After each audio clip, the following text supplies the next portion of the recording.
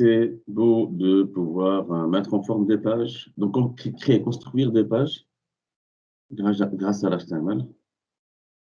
Mais c'est encore mieux si on permet à l'utilisateur d'introduire des données.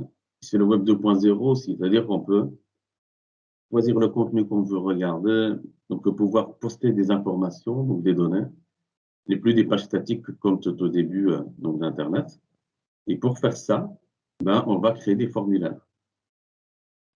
Donc, les formulaires, on peut les utiliser dans un contexte plus large que ce que c'est un formulaire, dans le sens de la version papier.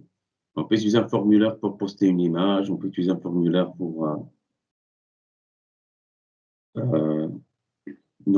gérer un business. Tout passe par les formulaires. Et donc, les formulaires, voilà, c'est apprendre à créer des contrôles comme cela ici. Voilà. Et ces contrôles, c'est simplement donc, pour pouvoir encoder confortablement des données. À la place de mettre est un administrateur, à la place de mettre oui administrateur ou bien non, donc on met une checkbox. Vous voyez la checkbox, case à cocher? Voilà, ici. On coche ou bien on décoche. Quand on demande à l'utilisateur de saisir son nom ou bien son pseudo, on va mettre à sa disposition un texte input text. Input text. Donc, c'est une zone de texte monoligne. Si on demande son avis sur une prestation, bien sur un service, on va utiliser cette zone de texte, text area. C'est juste en fait un text box multiligne. Monoligne, multiligne. Donc ici, checkbox, donc est-ce que c'est un administrateur ou pas? Et on peut avoir plusieurs checkbox ici. Est un administrateur ou pas?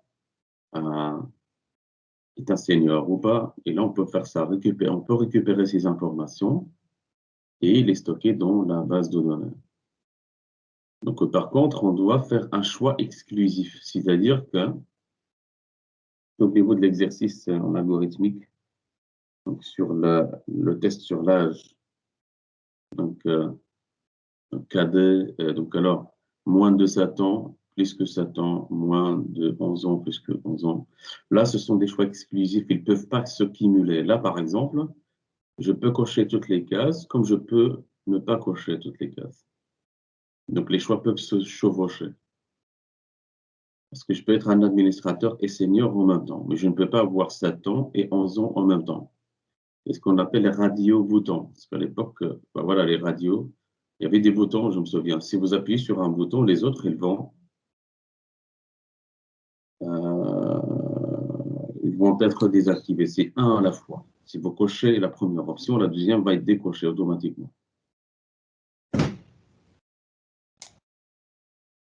Vous avez la drop-down liste ou bien liste déroulante. Drop-down liste, liste déroulante.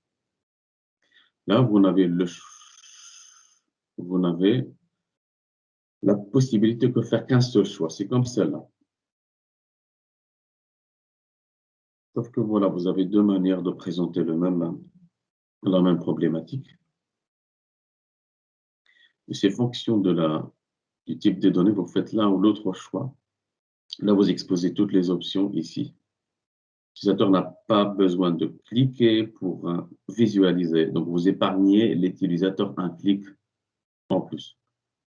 Par contre, ici, pour choisir, par exemple, parmi les 260 options ici, les pays ou peu importe, vous n'allez pas les exposer tous sur un formulaire où il faut scroller toute la page pour faire un choix.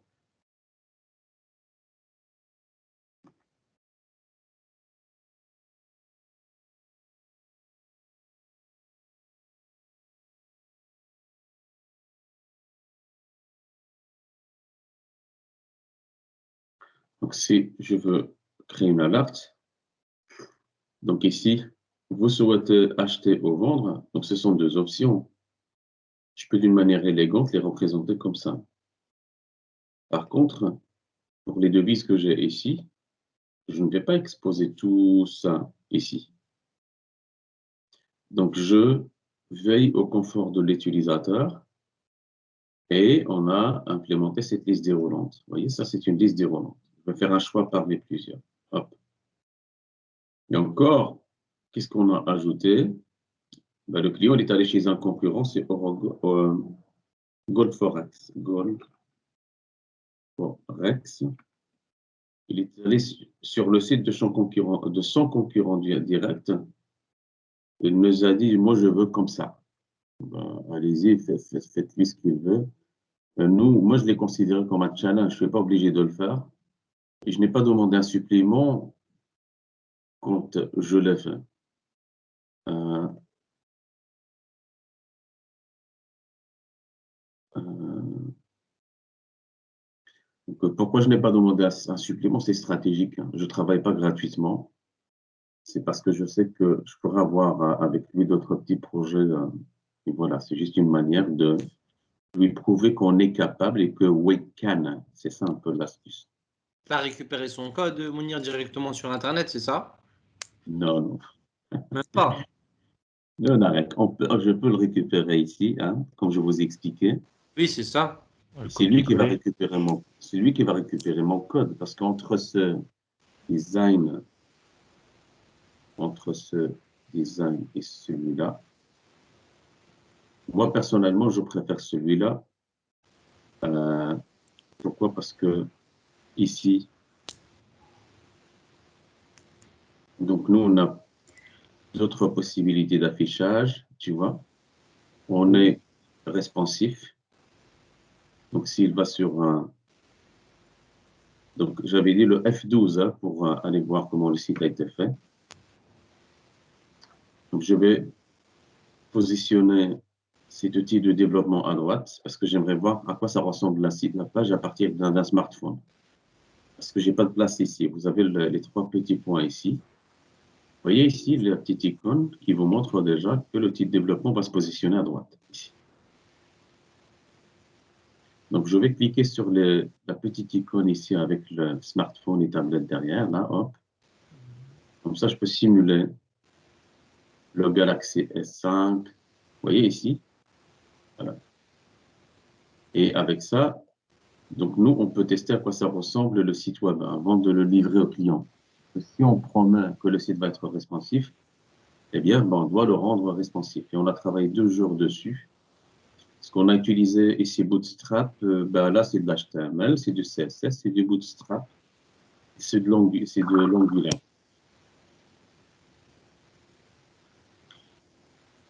Donc, le client, voilà, il est content du design parce que voilà, c'est moderne, c'est très bien fait. On n'a pas à les copier, en fait, donc, ce que eux ont fait ici. Parce que je viens de penser un truc là maintenant. À la lecture, c'est vrai que c'est bien mieux, puisque celui qui cherche des pièces bien particulières, il les visualise tout de suite. C'est ça, et ça n'a pas été fait avec la même technologie. Un confort de visuel qui est plus important à ce niveau-là. Je vous donne une astuce très importante. Voilà, supposons que vous êtes tombé sur un site et que votre employeur ou client est intéressé par ce site. Et vous voulez savoir avec quelle technologie ça a été fait. Vous ne pouvez pas le voir ici, hein. Donc, vous avez une extension magique.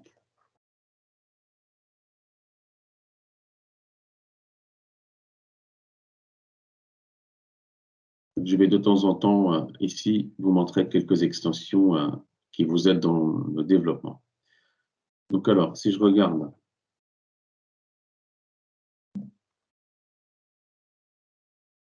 donc leur site web,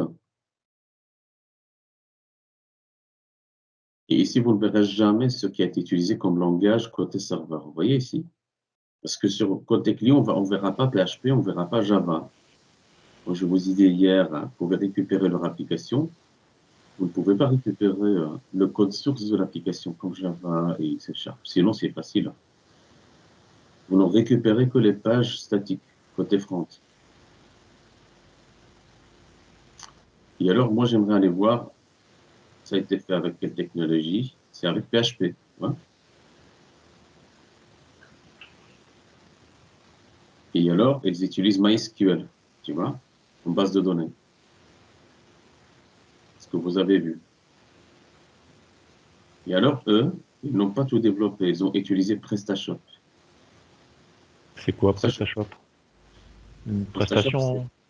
PrestaShop, c'est un projet open source qui va vous permettre de créer un site e-commerce en 1 heure. J'ai déjà réalisé des projets avec PrestaShop. Et après, je suis passé à WooCommerce. Vous voyez, ici. Quand je vois mon PrestaShop ici, je vois leur site web. Hop. Voilà, ça c'est leur site web. Moi, je vais sur Internet, je vais taper PrestaShop. Mhm. Espace démo. C'est-à-dire que c'est un projet où il doit y avoir des démos quelque part en ligne.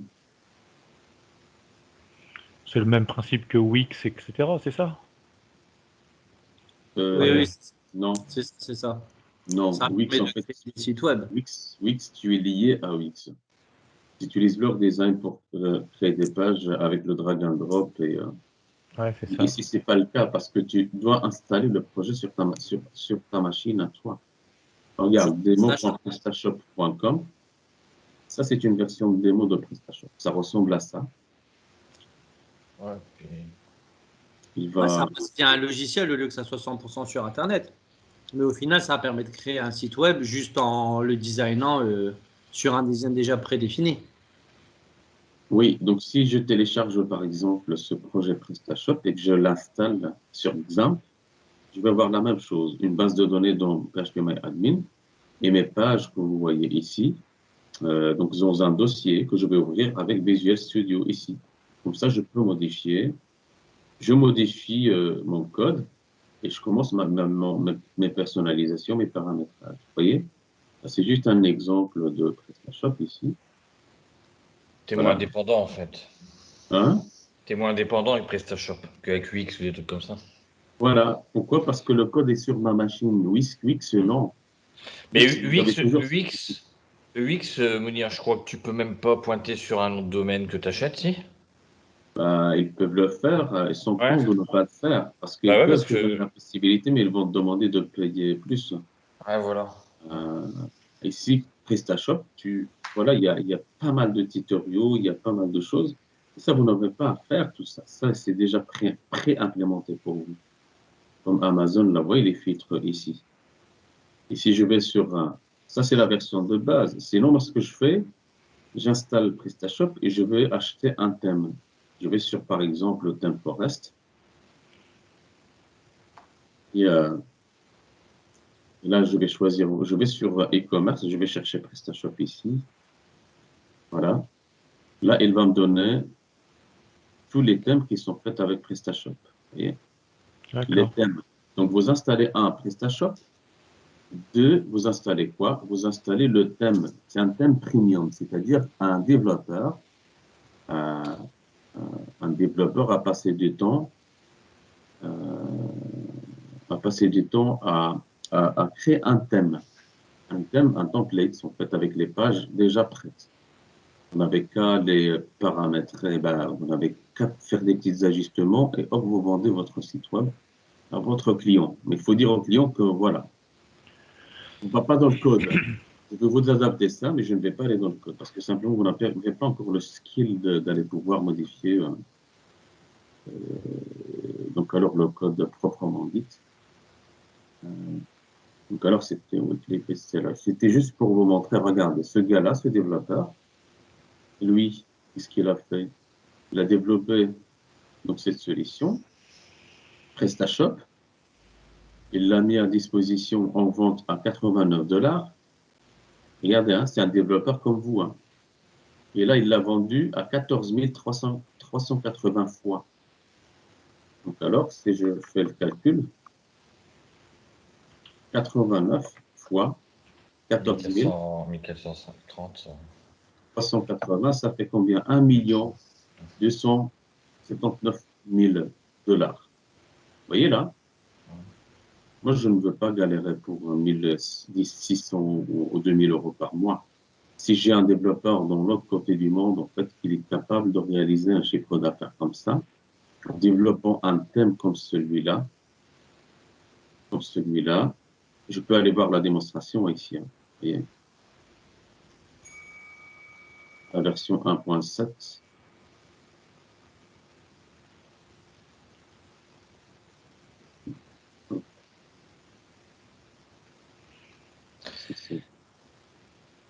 Donc, stock download. Et quand tu passes par des logiciels comme ça, tu t'es pas lié, il n'y a pas de problème juridique, des choses comme ça? Donc, pourquoi juridique? Bah, je sais pas, quelquefois que t'aurais tu serais toujours lié avec eux pour certaines choses, ou même dans l'évolution par la suite, etc. Ben, bien sûr, parce qu'en fait, tu vois, quand tu vas livrer ton site web, ton thème, donc alors, qu'est-ce que tu vas faire? Bah, tant mieux si tu es, parce que tu peux vendre les mises à jour, tu vois. Non, je Donc, parle qu'est-ce pas que, du vendeur, hein. Je parle de celui, c'est toi quand tu l'utilises. Comme tout à l'heure, tu m'as dit que tu as utilisé PrestaShop. ouais. Euh, Ça fait pas que tu es lié avec eux pendant des années si tu dois, tu vois, si sur ton site évolue, des choses comme ça. Bah, ça, c'est dans le cadre d'un contrat de maintenance. En fait, c'est moi par rapport au client final, c'est ça? Ou, Bah, c'était l'idée que tu utilises PrestaShop pour créer ton site là, pour que tu as utilisé une partie ou la totalité, je sais pas, pour faire le site là, Ah PrestaShop. oui, PrestaShop, elle est gratuite. Regarde, je tape télécharger, Ah ça c'est gratuit complètement. gratuit totalement, hein. C'est gratuit, hein, mais vraiment, c'est gratuit. Tu payes rien. Mais je veux dire, si par exemple, je dis une bêtise, mais dans 5 ans, tu veux faire évoluer ton site et que eux, ils existeraient plus, par exemple, c'est pas gênant, quoi.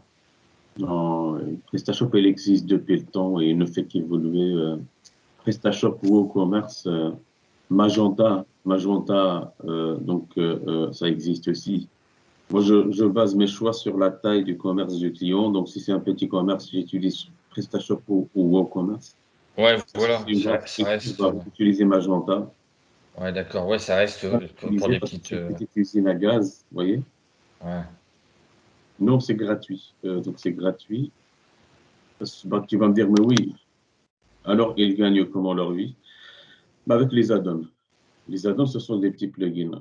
Voilà. Donc, localiser par exemple le client, un système de traçabilité de colis, vous voyez. Ici, bah, il chiffre. Ouais, Hein. donc t'as des contraintes quand même, quoi, sur le truc. Ce ne sont pas des contraintes, ce sont des fonctionnalités en plus si tu en as besoin, si tu veux les acheter. Ah, Mais ce ne sont d'accord. pas des contraintes parce que du moment où tu commences à vendre des solutions comme ça, bah, tu vas facturer le client. Il Ah, non, va le payer. je croyais qu'il y avait une traçabilité d'office sur le truc. Je me disais, si Non, sur ton téléphone, après, les gens qui ont l'application que tu as faite, ils sont tracés, tu vois. Ouais, non, non. Je vous donne la dernière réalisation qu'on a fait en termes de e-commerce et après je continue le cours hein, parce que c'est toujours du front à ce que je vous montre maintenant.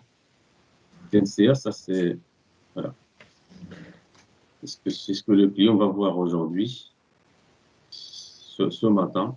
Ça c'est juste la page d'accueil ici. Hein. Donc on l'a fait avec WordPress et WordPress avec WooCommerce.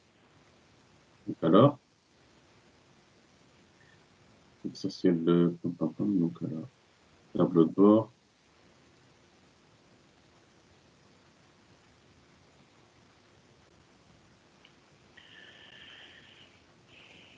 SMTP, monstre, apparence, donc thème, donc, widget, détail. WooCommerce, voilà, on a utilisé WooCommerce pour ça.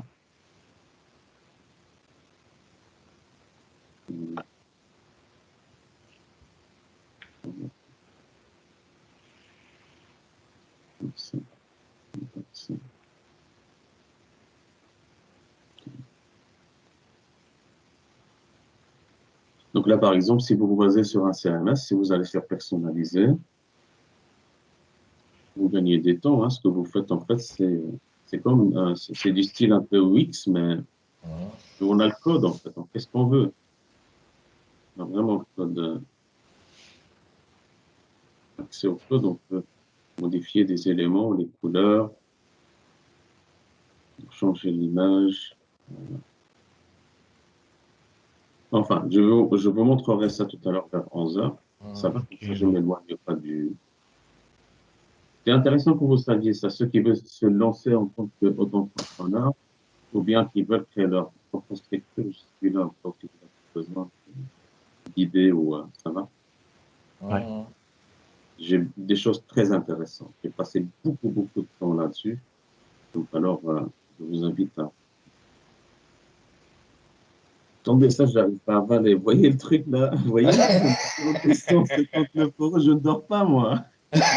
Non, mais c'est clair. C'est clair. Parce que Et l'air de rien, il vend à 89 $. Tu te dis, bah, c'est 90, 100 euros. Hein. Même moins, parce que le dollar est moins fort. Mais quand tu regardes une centaine d'euros, tu te dis, bah, ça va, c'est pas cher. On peut le refacturer facilement au client. Mais lui, il fait ça fois X milliers de personnes. Donc forcément. Voilà, c'est ça, tu vois. Et s'il en développe 30 comme ça, tu m'étonnes qu'il est aux États-Unis, qu'il est à Beverly Hills dans sa piscine et il rigole. Ouais, ça rigole pas. Ça, c'est le good job. Ça, c'est le, ouais, bonnes affaires. Mais chaque chose a un début. Et voilà, là, vous êtes au début. Et donc, alors, c'est pour vous ouvrir l'appétit. Alors, voilà. Il est ouvert. le gros appétit. Le quoi? Le gros appétit. Le gros appétit, exactement. Et donc, alors, tic-tac-toc. OK, donc créer un formulaire, ben voilà, ce sont des contrôles qu'on utilise pour créer un formulaire. Voilà. Ensuite, donc un formulaire, c'est quoi? C'est un ensemble d'éléments comme ça qu'on va déclarer entre les balises forme ouvrante, forme fermante. Sinon, quand on clique sur le bouton sauvegarder, je vais peut-être ouvrir le schéma, le GPS ici. Euh, Quand on clique sur ce bouton, eh bien, ben, on va envoyer quoi? Une requête HTTP.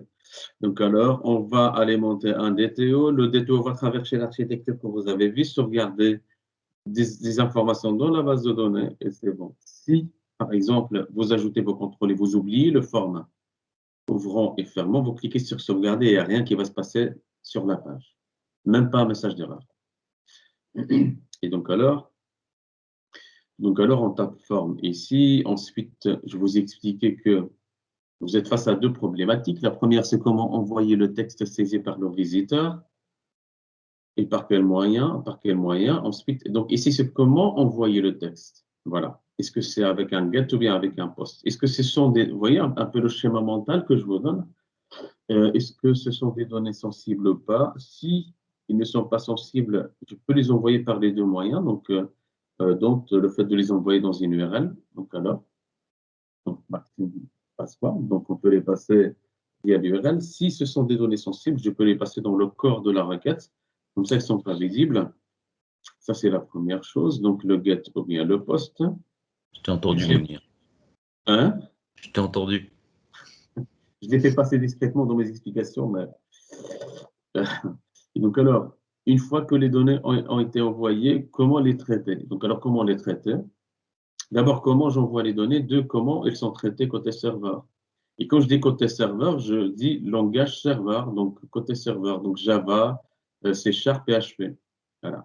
Oui, j'ai oublié en fait, tout à l'heure, je vous ai parlé d'une extension et vous ne m'avez pas donné le nom. Pourtant, c'est une extension très intéressante. Ça s'appelle Wapalizer. Ça va? Ça s'appelle Wapalizer, l'extension. Vous notez? Wapalizer. C'était noté. Mais cette extension, on la télécharge, c'est ça? Tu vas sur le Vous avez site et puis en question, tu le télécharges classiquement. Il n'y a rien de. Chrome extension. Ouais, c'est dans Chrome. Ok. Et c'est sur le bas marketplace de Chrome, extension, le Web Ouais, Store. Ça Ouais, Mounir, on est d'accord que PHP, Java ou .NET fait la même chose en bac. Oui, hein, donc ils sont tous des langages orientés objets de 1.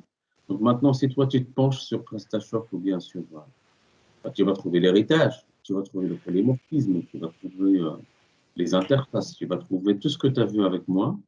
Donc tu aurais ce confort de déjà l'avoir vu, tu vois. Tu vas faire ta petite formation complémentaire pour adapter ce que tu as appris par rapport au langage que ta boîte ou bien toi tu as choisi. Et tu as déjà les 85%. Tu vois ce que je veux dire? Oui, il faut juste comprendre la logique, mais après, c'est par rapport à l'extension que tu nous montres, en fait, c'est plus par rapport à une étude concurrentielle, en fait. Après, nous, en tant que développeurs, on va dire, notre niveau en tant que junior, de mon point de vue, il n'y a pas d'utilité. Donc, il n'y a pas d'utilité. Dans quel sens? Il n'y a pas d'utilité de passer dans Bah, le... c'est bien si tu connais des. Enfin, ouais, dans quel langage a été fait un site en particulier, mais enfin, mon point de vue, c'est plus dans le côté concurrentiel, vu que enfin, logiquement, on peut tout refaire avec n'importe quel langage. C'est ça, il faut que vous soyez cross-langage. Cross-langage, c'est-à-dire que oui, vous apprenez l'orienté objet, les pratiques de programmation avec le langage Java. Bien sûr, avoir des projets avec Java, vous allez faire moins d'efforts que de les faire avec un autre langage. Mais ça n'exclut pas le fait que ce que vous avez appris, c'est le plus difficile. Si le paradigme orienté objet, c'est une manière de réfléchir qui est difficile pour ceux qui ont fait du COBOL et vous recyclez donc tout ce que vous avez appris en PHP et en .NET. D'ailleurs, le site que je vous ai montré tout à l'heure du concurrent, c'est en PHP avec PrestaShop. Nous, si vous allez sur Wapalizer, eh bien, on l'a fait sur Windows Server, mais avec du .NET. Vous voyez le Microsoft ASP.NET? Nous, c'est du C# ici, sur un serveur IIS. IIS, c'est l'équivalent de Tomcat dans votre cas, ou bien de Apache, de Tomcat. Voilà. Avec Angular, la version 8.2. Et voilà. Là, vous avez jQuery, vous avez tout ce qu'on a utilisé ici.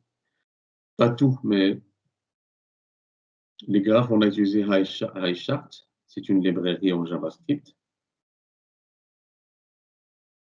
Et voilà. Voilà. Euh,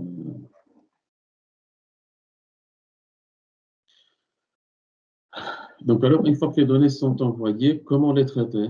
Hop. Donc, alors, dans le formulaire, on va spécifier une clause action, comme vous voyez ici. Et là, on va spécifier le fichier qui va traiter ces informations. Dans ce cas-là, ce serait par exemple l'API REST qui va recevoir les données, elle va alimenter un objet DTO, par exemple. Voilà. Là, vous voyez un petit peu comment le tour va se faire.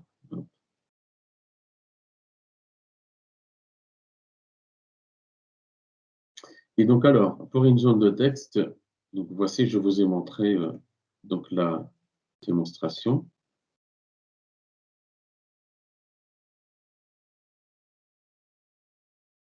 Donc, pour une zone de texte,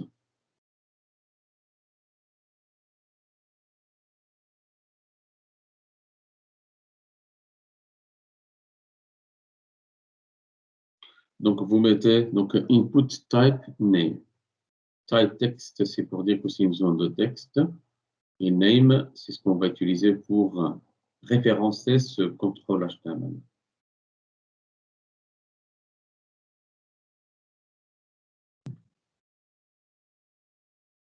Là, je vais mettre type text, name, sudo.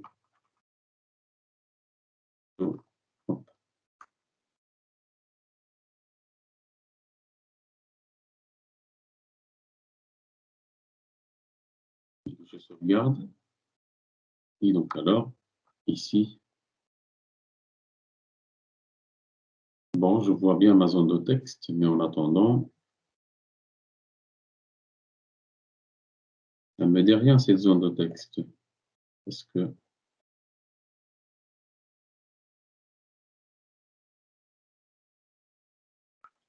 donc alors, il faut préciser de quoi il s'agit. Donc alors, pour le faire, on avait dit qu'on va ajouter un label.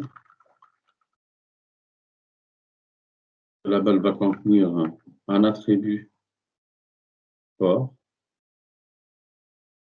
pseudo. Comme ça, je le lis avec la zone de texte. Et là, je vais votre pseudo. Je sauvegarde.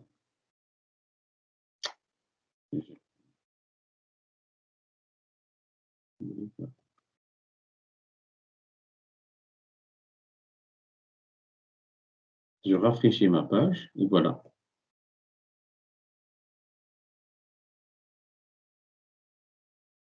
Donc, je rafraîchis ma page. Et voilà. Ensuite, donc vous aurez besoin d'une zone de texte. Donc, la zone de texte, c'est celle-là. Text area, vous avez une name, vous spécifiez le nombre de lignes et le nombre de colonnes. Donc, alors, vous ne pouvez pas vous tromper parce que si vous êtes dans un input type text, là, vous tapez RO pour chercher rows, vous ne le trouvez pas. Pourquoi? Parce que le input n'a pas un nombre de lignes et un nombre de colonnes.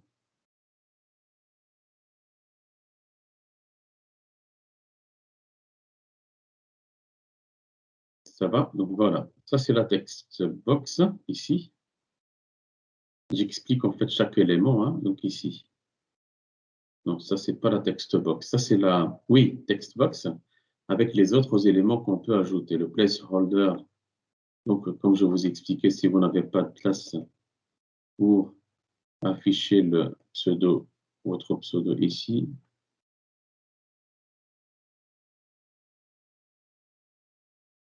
vous pouvez le faire là.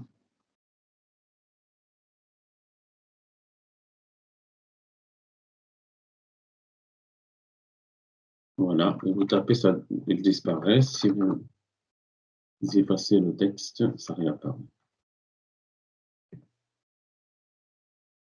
Donc alors pour la text box, donc celle-là, hop, vous spécifiez le nombre de lignes et le nombre de colonnes ici. Donc text box, name, rows et puis columns.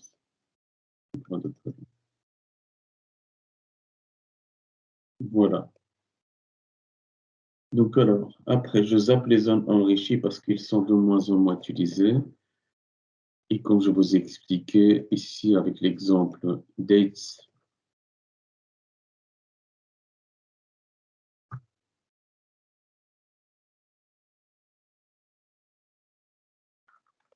type, donc si je tape dates, ici,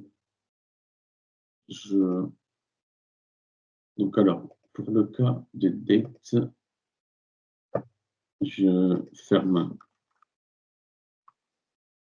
le input. Donc j'affiche ma page. F5. C'est bien sympa ce qu'il m'affiche ici. Voilà, je peux sélectionner le jour. Aujourd'hui, la date d'aujourd'hui. Voilà, je peux filtrer sur les mois, sur les années.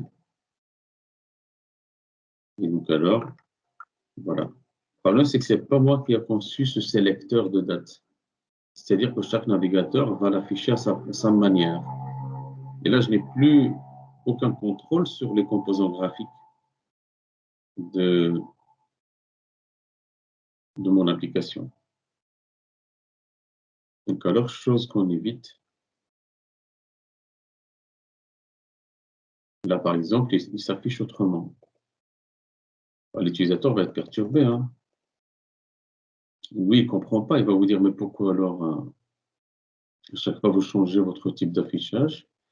Bah, allez-y pour lui expliquer que voilà, chaque navigateur va le faire de son côté. Non, pas possible. Donc, on évite.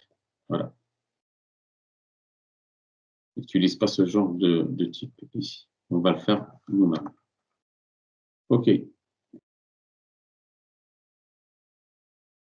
Ensuite, comme ça.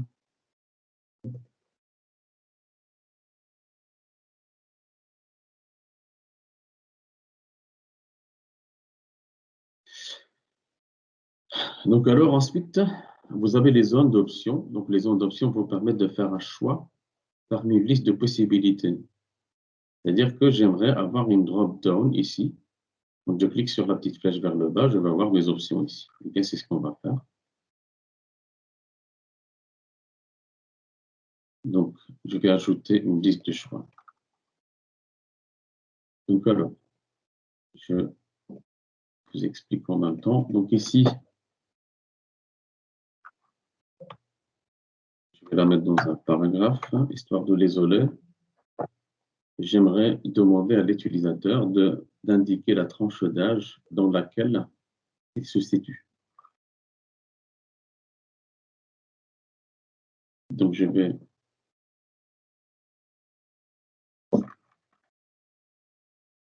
donc, veuillez indiquer la tranche d'âge.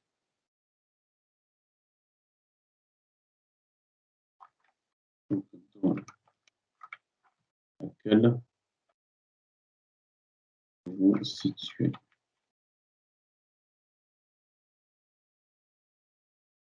Voilà. Après, je vais faire un petit retour à la ligne pour avoir un bon formatage.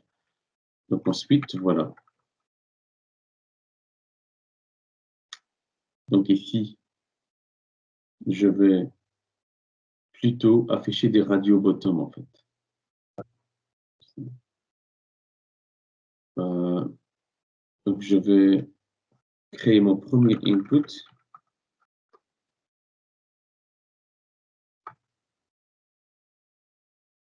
Donc alors, type, choisissez radio, name, on va lui donner le nom âge, value, on va lui donner une valeur, c'est moins 15 par exemple. Et moins 15 ans, il doit cocher cette case. Et après, je peux utiliser donc le ID ici, je vais mettre moins 15. Voilà. Pour une radio bottom, je pense que je me suis trompé dans le design ici, hein, mais c'est pas grave parce qu'en fait ici, c'est la checkbox. Donc ça, c'est la checkbox. Donc, pour la radio bottom, c'est ça. Donc, quand je vais la concevoir, je vais d'abord afficher ce visuel-là, où je peux cocher. Ensuite, la description de ce visuel. Donc, la description, c'est un label ici. Eh bien, c'est ce que je vais faire.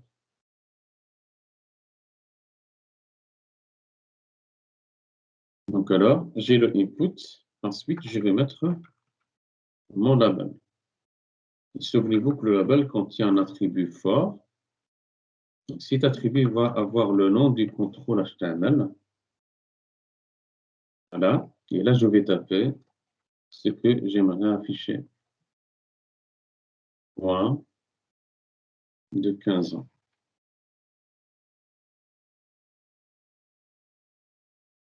Voilà. Donc, je vais marquer un retour à la ligne. Je sauvegarde. Et je vais ajouter encore 3 options comme ça. Voilà. 1, 2, 1, 2, 3.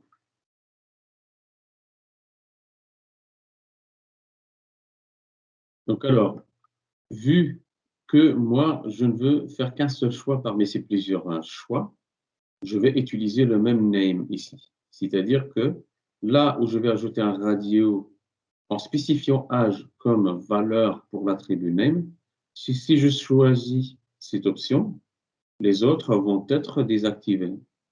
Il n'y a que l'une parmi ceux-là qui va être active. Pourquoi parmi celles-là? Parce qu'eux, ils partagent le même nom. Vous voyez? Et name, age, ici.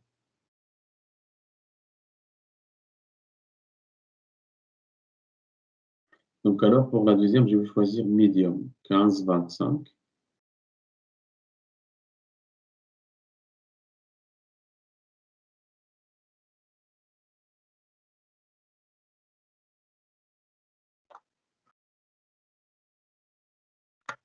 Là, je vais mettre quoi? 15, 25. Voilà. Alors, j'utilise le nom pour la value. En fait, regardez, c'est vous qui avez fait de la programmation autour. Je voyais ça comme ça, regardez. J'ai un attribut âge. Cet attribut, il peut avoir une de ces valeurs, tout simplement. Voilà. Ce que je vais stocker dans ma base de données, c'est une de ces valeurs, ici. Je vais adapter les deux autres. C'est tout. Ça, c'est juste la fin d'affichage pour pouvoir décrire ce que veut dire cette checkbox, ce radio bouton. Donc ensuite, médium, 25-40 ans. Effacer cette ligne, je vais dupliquer celle-là. 25, 40.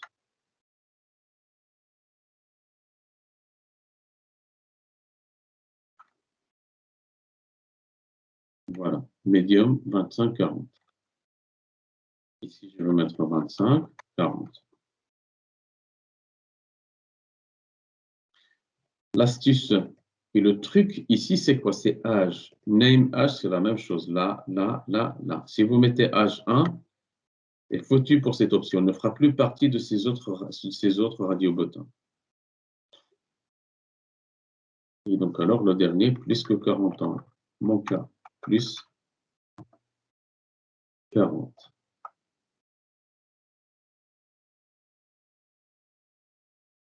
Encore plus vieux que ça.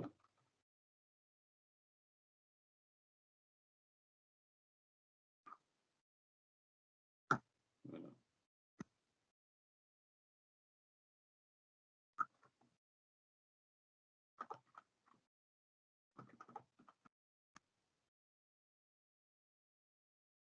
Donc, alors, plus 40.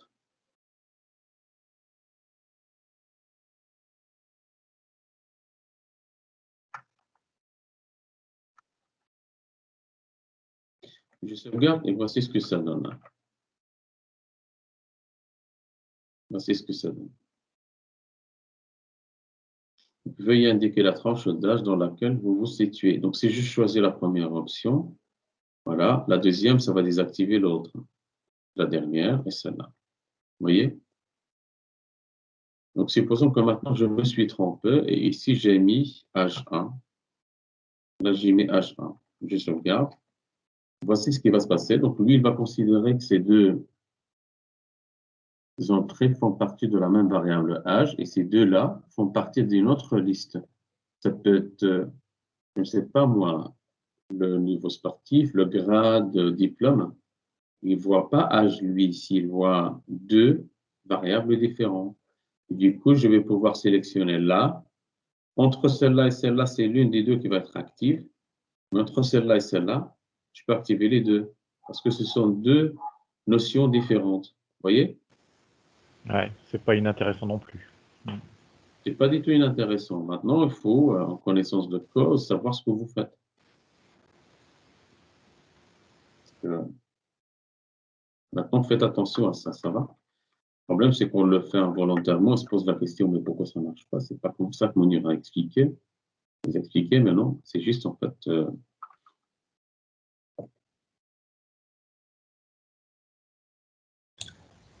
Ouais, bah, enfin, pour faire ça, tu fais une checkbox. De quoi? Vaut mieux faire une checkbox s'il y a plusieurs choix possibles. C'est ça. Je vais vous montrer ça maintenant. Je vais juste corriger dans le support parce que je vous ai mis une drop-down list. Ce n'est pas une drop-down list. Et hop. Voilà. Donc alors, vaut mieux. Hop, ça. Et donc alors, si vous devez.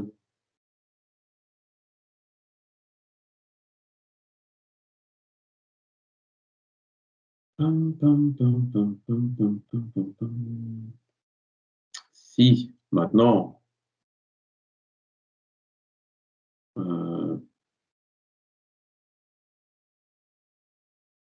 oui, la checkbox, en fait, oui, bien sûr. Je ne sais pas si je l'ai ici. Voilà. Donc là, si vous avez plusieurs choix, ben, vous faites comme ça. Hein. Donc, checkbox.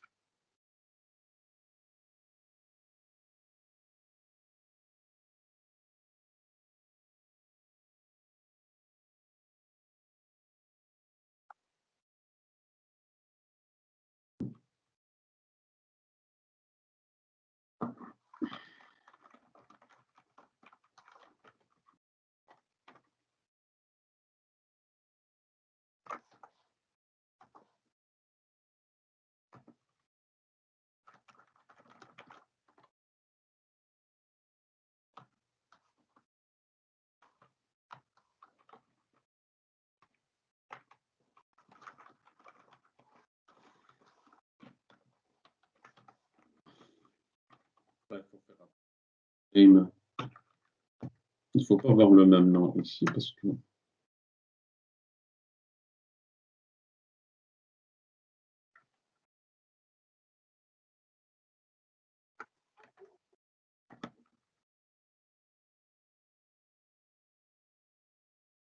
Voilà, donc ici,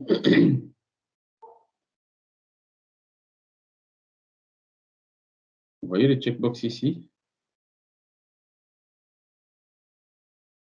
Ce que j'explique en fait, c'est qu'il y a deux types de contrôle ici. Donc, si vous devez faire plusieurs choix et cocher plusieurs options en même temps, vous avez affaire à ça. C'est-à-dire un contrôle HTML de type checkbox. Donc, alors, soit checkbox, soit radio button. Si les choix sont exclusifs, eh bien, ce sont des radio buttons. Si les choix sont cumulables, ce sont des checkbox. Le reste, c'est du technique. Ils doivent avoir un name. Tous. Dans le cas des radio buttons, il faut mettre le même nom. Dans le cas des checkbox, ce sont des noms différents, tout simplement. Les deux ont une description, c'est tout. Voilà, si je dois marquer un retour à la ligne, je peux le faire ici, au cas où, hein. Ici je sauvegarde, F5, voici ce que ça donne. Vous voyez?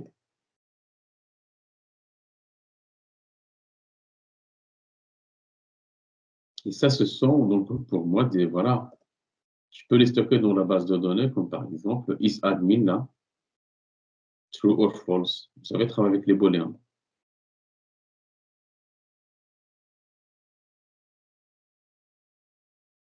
Par contre, ce choix-là, vais indiquer la tranche d'âge. Je vais avoir dans la table client tranche-âge. Et dans cette colonne, je vais avoir un type string, par exemple. Et le type string, il va contenir quoi? Eh bien, figurez-vous que ce n'est pas compliqué, soit moins 15, medium 15-25, et exactement ça, medium 25-40, plus 40. C'est ce que je vais stocker dans cette chaîne de caractères, dans ce varchar. Vous vous souvenez, hein, le varchar? Vous voyez, les choses commencent à se lier. Hein, donc, voilà.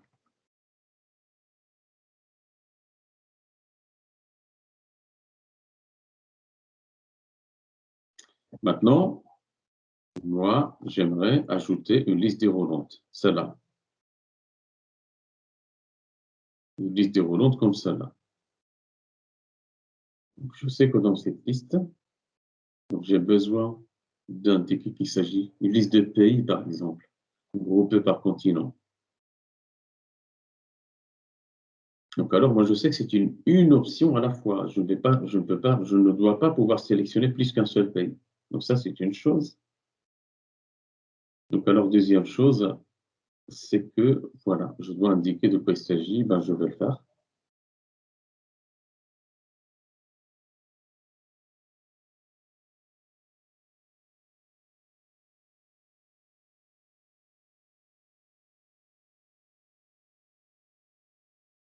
Ici, dans quel pays habitez-vous? Ça, c'est le label. Et cette liste, en fait, pour avoir ce layout, eh bien, voici comment le programmer. Donc, on peut grouper des éléments et rendre les catégories parentes non cliquables grâce à cet attribut, le opt group. Dans le opt group, j'ai mes options ici. Voilà. Donc, pour le faire,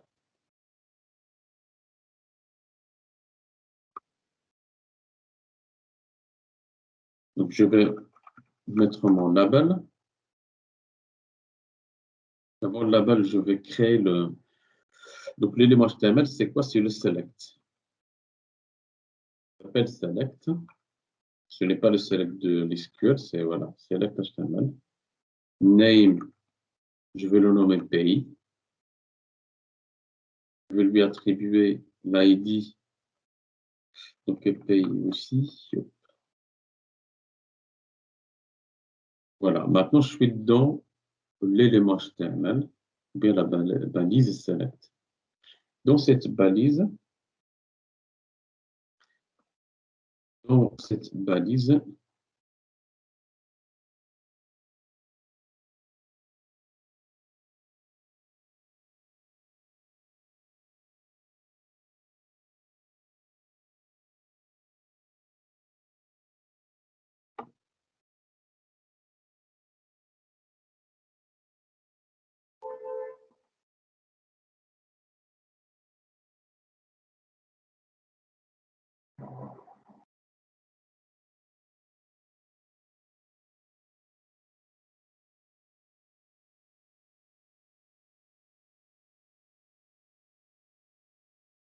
Dans cette balise, donc j'aimerais créer 3 catégories apparentes. Voilà, c'est ce que je vais faire maintenant. Ça se fait donc à l'aide de l'attribut OptGroup. Donc ce sera OptGroup label Europe, OptGroup label Amérique, OptGroup label Asie.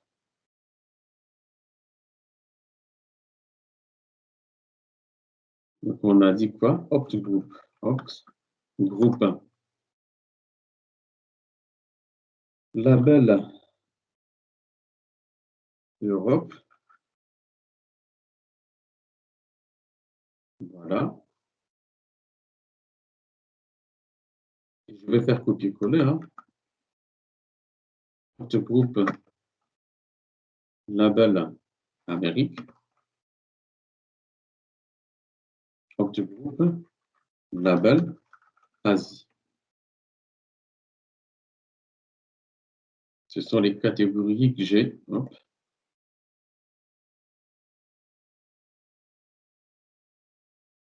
Vous voyez là? Mais je ne peux pas cliquer parce que c'est juste des catégories. Ça va? Donc alors, ensuite, vu que j'ai mon select ici, je vais l'associer avec un label général. Donc alors, ce sera quoi? Ce sera donc, pays. Donc, quel pays habitez-vous?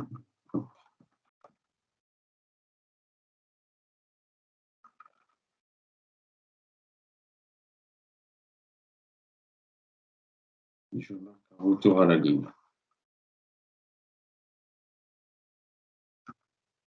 Voilà, je suis en train d'élaborer mon choix ici, mon contrôle ici. Donc, mon objectif maintenant, c'est que dans le OptGroup Europe, j'aimerais ajouter 3 options. Donc, cette option doit avoir la valeur France, c'est-à-dire si je sélectionne celle-là, je dois stocker France dans la colonne pays dans ma base de données. Donc, alors, je répète, je dois avoir 3 options. La première option, c'est une option avec le value France, ici. Voilà. Première option, value France. Option, value France. Qu'est-ce que je fais? Option, value France.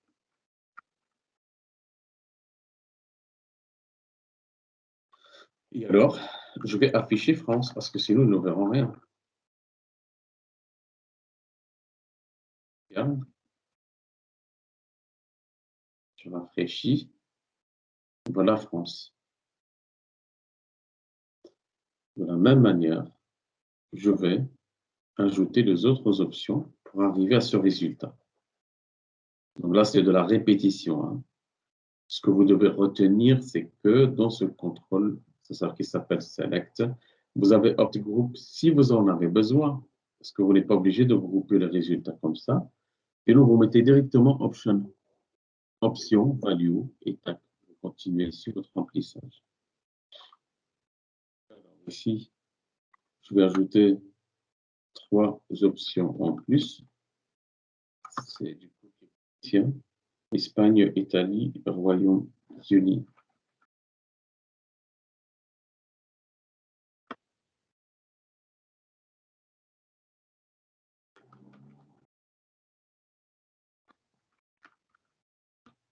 Pourquoi je mets en minuscule ici parce que ce sont des valeurs que je stocke dans la base de données. Ce n'est pas ce que je vais afficher à l'utilisateur final. Vous voyez? Ça, c'est ce que je vais envoyer dans ma base de données. Ça, c'est ce que j'affiche sur la page web.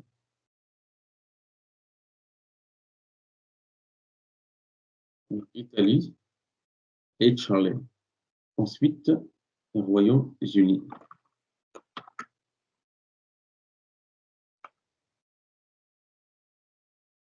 Donc alors, Royaume.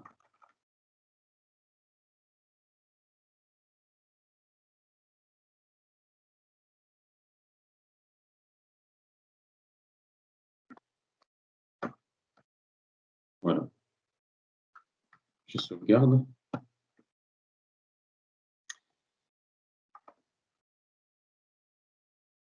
voyez une fonctionnalité sympa. Je vais vous la montrer tout à l'heure. Donc, alors, ici, je vais faire pareil. Je vais ajouter le Canada et puis États-Unis. Regardez ce que je vais faire ici, option. Je contrôle-clic ici.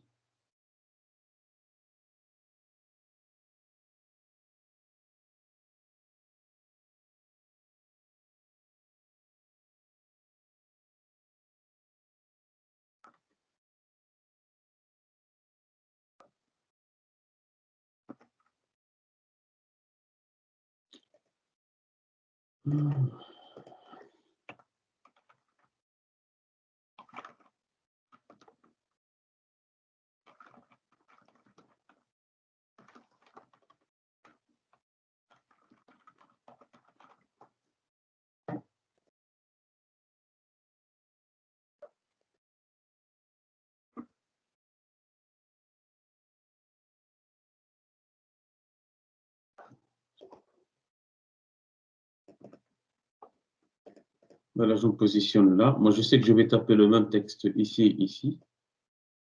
Et regardez la magie. Donc, je vais taper Canada. J'ai saisi dans deux endroits en même temps. Vous voyez?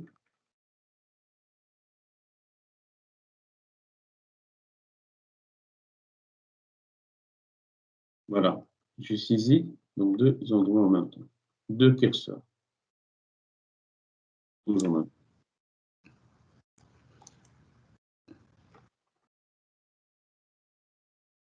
Vous pouvez un peu répéter comment vous avez fait, s'il vous plaît? Voilà. Donc là, par exemple, je vais saisir États-Unis. J'appuie sur cet emplacement-là. Je clique sur Alt et j'appuie encore une fois. Hop. Là, je vais mettre États-Unis.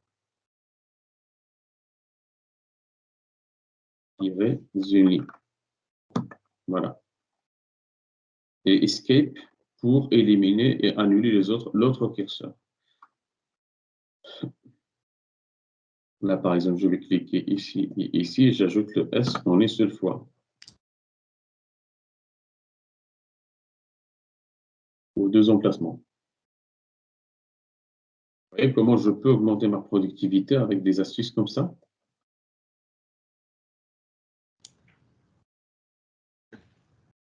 Voilà.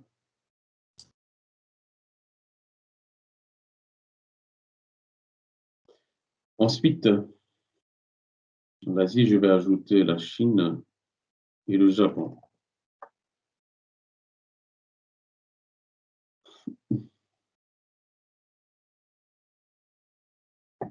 Ok, je te passe la main, Nicolas Seters.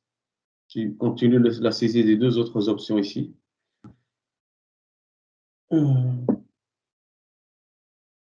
Ça, on va dynamiser un petit peu l'équipe. Donc, tu m'envoies une invitation.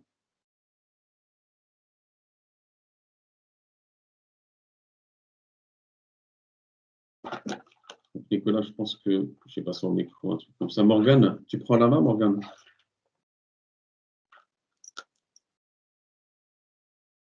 Ouais. Vas-y. Donc là, les deux autres options, ça doit être quoi? Donc, alors, les deux autres options, c'est la Chine. Tu tapes la Chine. Ouais. Et j'aimerais que tu le fasses avec deux curseurs.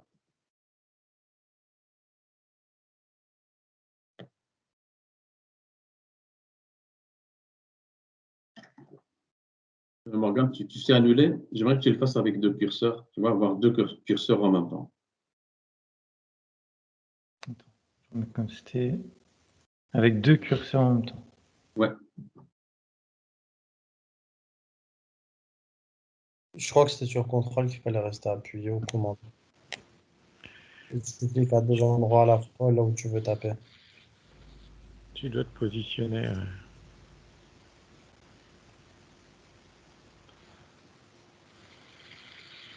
Non, je comprends pas là. En gros, tu cliques là où tu dois écrire. Ouais. Et Avec le tu- contrôle appuyé. Voilà, et tu cliques sur l'autre endroit où tu veux que ça écrive le même texte. Tu appuies sur Alt, sur la touche Alt. Ouais, Alt, voilà, ça contre. Enfin, Mais non, c'est pas là où tu vas écrire, hein. Donc ici, regarde Entre les les- autres exemples. C'est entre les deux chevrons, non? C'est pas ça? Ouais. Ouais, ici. Regarde les autres exemples, là, la ligne 21, 22. Ah, voilà. Voilà. Tu vois, Morgane? Mhm. Ouais. Maxime Perrin. J'aimerais que tu ajoutes le Japon. Donc, tu me demandes le contrôle.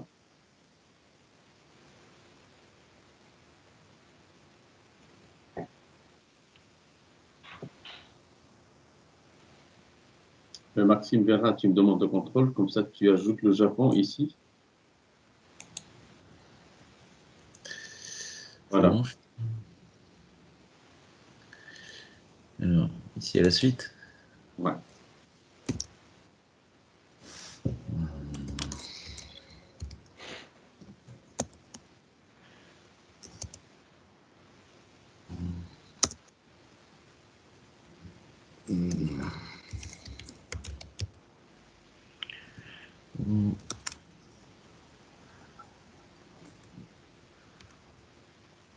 Ah, merde. Alors, compare par rapport à la ligne précédente, est-ce que c'est juste ce que tu as fait? Pas du tout. voilà. Ouais. Option groupe. Chine, Japon. Voilà.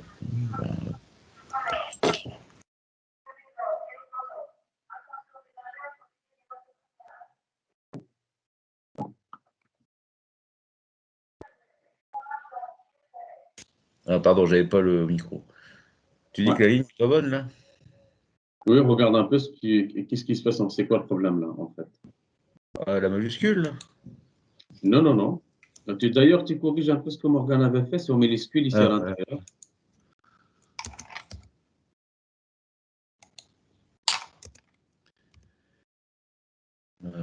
Attends, vas-y. Donc, au niveau de la syntaxe, en fait, qu'est-ce qu'on met? On met un double cote ici. Ouais. Ouais. Ensuite,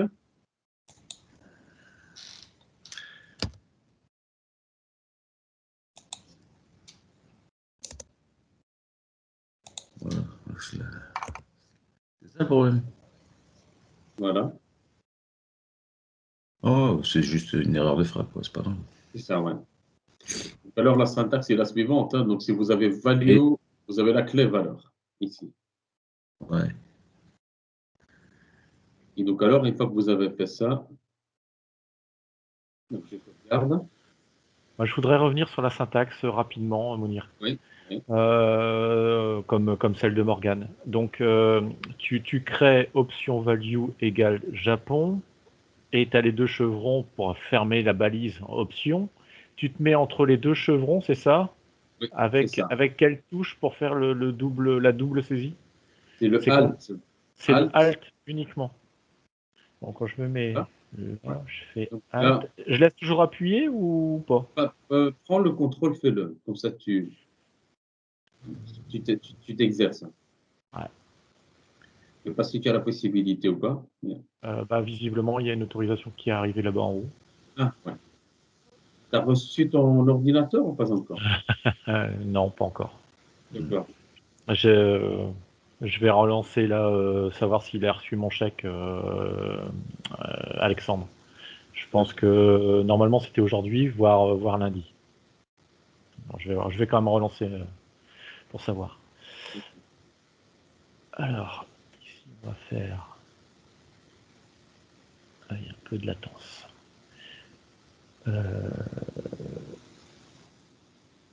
Donc,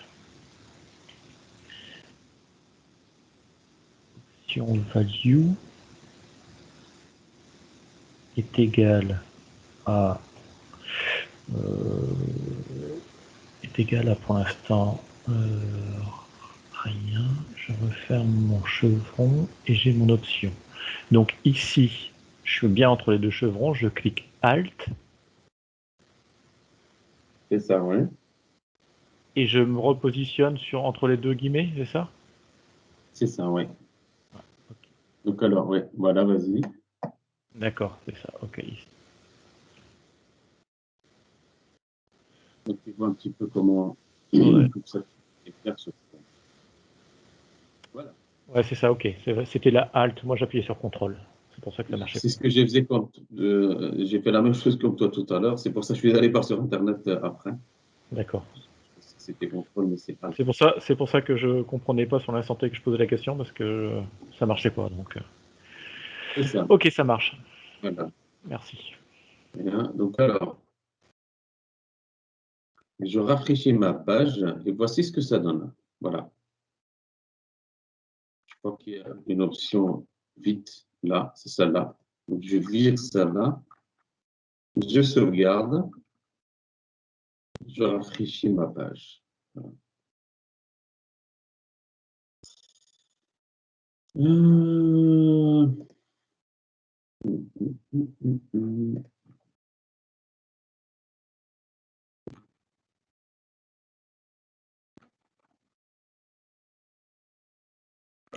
J'ajoute une petite note dans le slide du cours.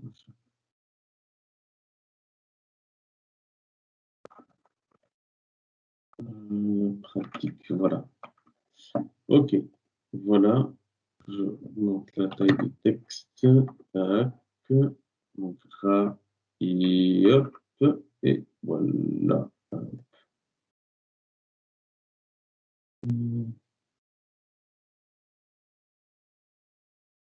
Donc, voilà. Et,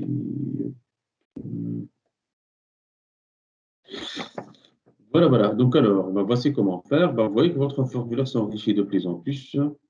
Une fois que vous avez fait ça, ensuite, on va sur les slides en ligne.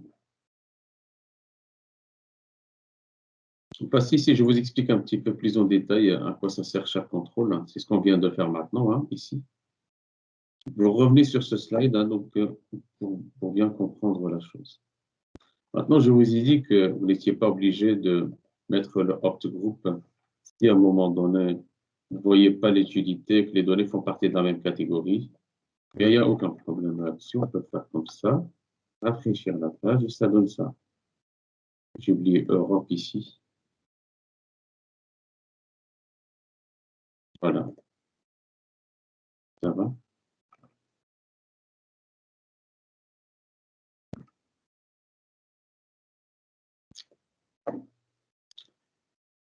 Voilà. Donc alors, une fois que vous avez préparé votre formulaire, là, il va falloir l'envoyer. Et donc alors, donc ici, pour l'envoyer, on va utiliser un bouton spécial. On va utiliser donc un bouton spécial et on va utiliser donc la balise input. Donc la balise input, c'est-à-dire on va introduire quelque chose. Cette fois-ci, ce sera un bouton. Donc alors, c'est un bouton principal, donc on va spécifier le type, donc à submit, et ce sera le bouton principal du formulaire. Et c'est celui que vous allez utiliser le plus souvent pour soumettre, si vous voulez, vos données. Et alors, les données vont être envoyées à la page que vous avez spécifiée dans l'attribut action. Action. Ensuite, si vous remplissez votre formulaire, et après vous voulez faire un reset, réinitialiser les champs, vous avez un bouton avec donc le type reset, une remise à G0 du formulaire.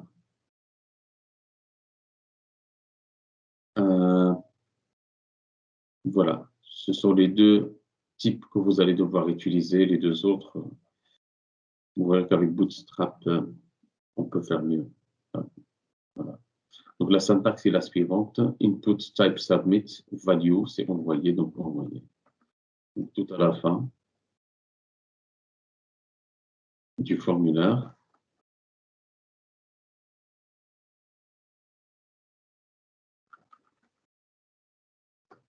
Input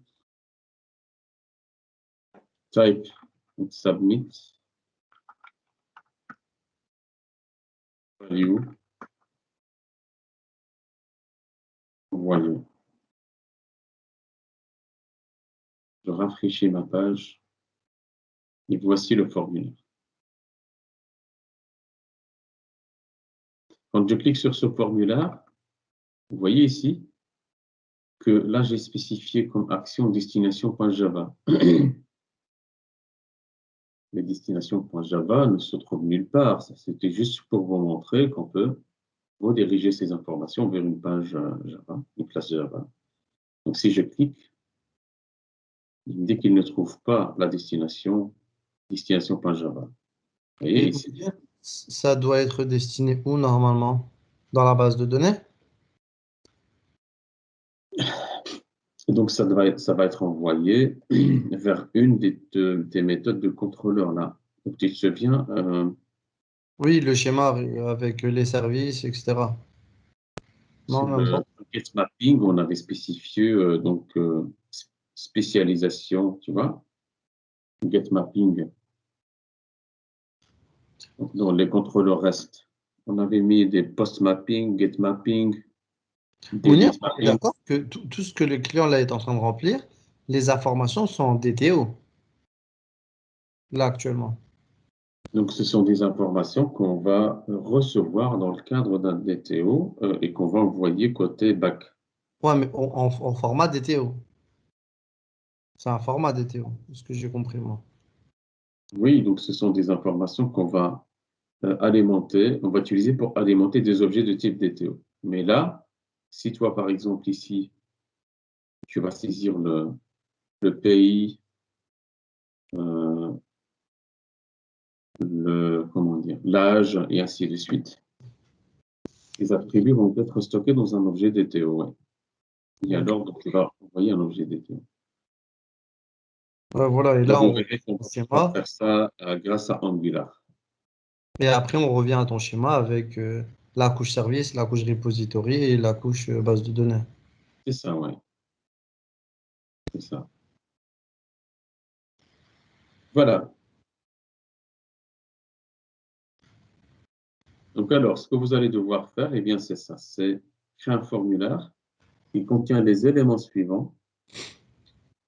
Champ de saisie, prénom, email, 2 boutons radio pour le choix du sexe, un champ destiné au transfert de fichiers photos, donc le format est restreint au type JPEG, PNG. Donc ici, c'est fait exprès ici. Je ne vous ai pas montré comment permettre à l'utilisateur de télécharger une photo.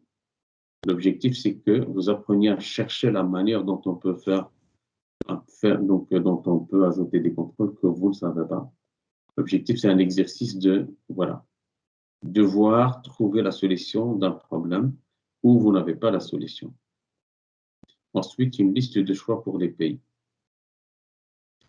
Voilà. Et puis, le domaine d'activité. Envoyer, annuler.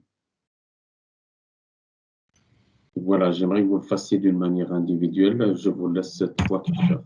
Ça va?